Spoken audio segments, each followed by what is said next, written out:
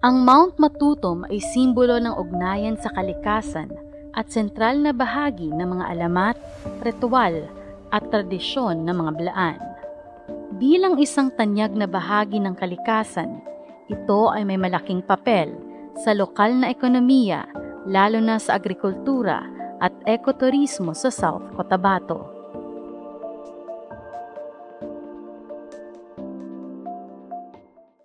Ang bundok Matutum po ay isang biodiverse landscape. Hindi lamang po ito landscape, kundi ito po ay isang buhay, yaman po ng amin pong bayan. Maging po sa South Cotabato. Ito din po ay nagbibigay yaman sa amin pong bayan dahil pinagkukunan po ito ng mga likas na yaman. Ito din po ang ginagamit ng mga residente po natin bilang pagkain po sa araw-araw. Bali po, ang bundok Matutum po ay talagang yaman at buhay po dito po sa aming bayan. Ang kini siyang Mount Matutom, importante gid kay siya kay kung dili nato siya ma-conserve, ma-protect ang ato ang agricultural activities diri sa ilalom gini sa municipality sa Tampakan, municipality of Topi and Pulonglo. Petalo kay mamad-an man sad kuan kanang fertility atong soil kung dili ato ma-maintain sa ibabaw. Ang Mount Matutom ay sumasagisag rin bilang ulat ng panahon ayon sa paniniwala ng mga Blaan. Mount Matutom is a very symbolic or very important digito klawil dat Blaan. To magtas para digito. Dugara yusendad planet di munan Mount Matutom nagsisilbi na sa aton as weather forecaster. So sa every morning sa kadaaga kung makita naton nga damo sang kumbaga gina-cover sang clouds ang Mount Matutom, it tells us nga digito Blaan galan man digito in the whole day ang weather naton is cloudy or rainy or not so ano siya. Pero kung sa aga naman makita naton ko letataan di flafos bulol am tutong tuom tiu and the labon covering it the entire day o sa buong araw na yan maliwalas o sunny day kumbaga. But may ara man siya sang mga signs nga hindi man naton masiling always dapat kita mag-happy kay may mga signs man siya nga serve as kumbaga warning to us. For example, anytime sa adlaw makita ta nga may ara sang clouds nga naga-form sa iyang peak as daw kasubong sang kalo, no? Nagahambalin na siya nga there are people will be mourn. Magpangasubo. Sa kabila ng nagtatamong kasaganahan mula sa Mount Matutom, tila naaabuso ng ilang individual ang pakinabang at benepisyo ng bulkan. Ang dami po nating pagsubok na kinakaharap po dyan po sa atin po Mount Matutom Protected Landscape. Nagbibigay pa rin po siya ng yaman po sa atin. Ngunit may mga pagkakataon talaga nakikita natin na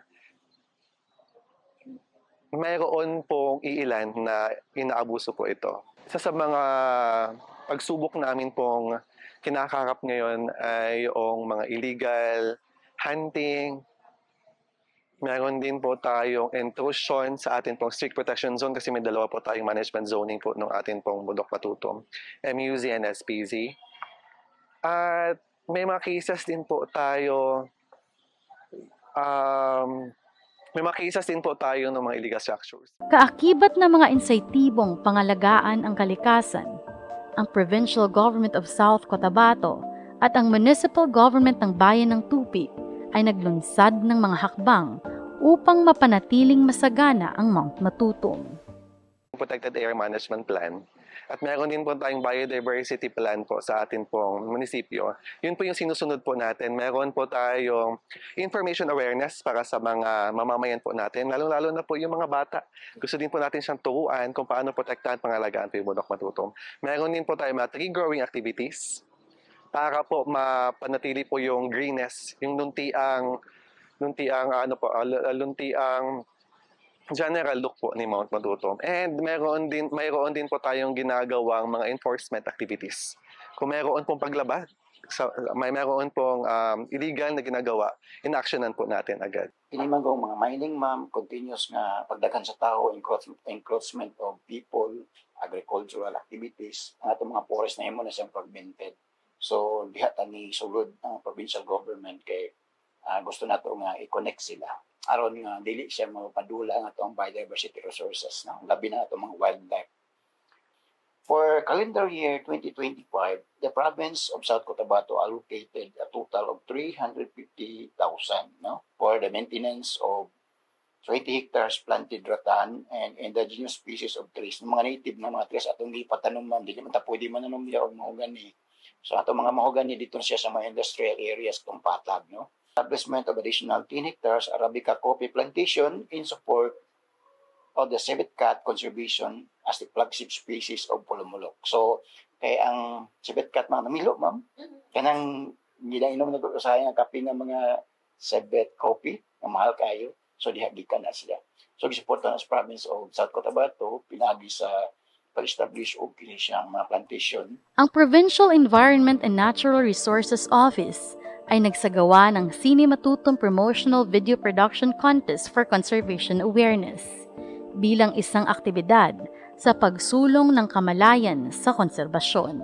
Kaugnay ng proteksyon at konserbasyon ng biolohikal na yaman, munting mensahe at paalaala ang nais iparating ng Provincial at Municipal Environment and Natural Resources Office. According to study, 25% of the water resources nga nag-circulate diri sa Sorsogon gikan siya sa Mount Matutom. So, pag hindi nato siya na-protect, hindi nato siya na-conserve, maguba siya dito sa ibabaw, dili sustainable ang atong initiative dito, dili na nato makuha na ma-encroachment na padayon mga tao nga naga-farm dito.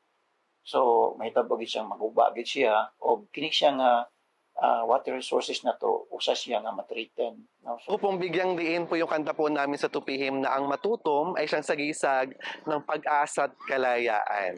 Kaya nga po hanggang na dyan si Mount Matutom, may pag-asa po at malaya po tayong gamitin kung ano man po yung yaman ibinibigay sa atin ng Mount Matutom. Basta, wag lang din po nating abusuhin at alam po natin kung saan po yung dapat at hindi dapat gawin po para po mapreserba po natin ang Mount Matutom at magamit din po ito ng mga susunod na henerasyon. Matagal nang nabubuhay ang Mount Matutom sa loob ng maraming siglo.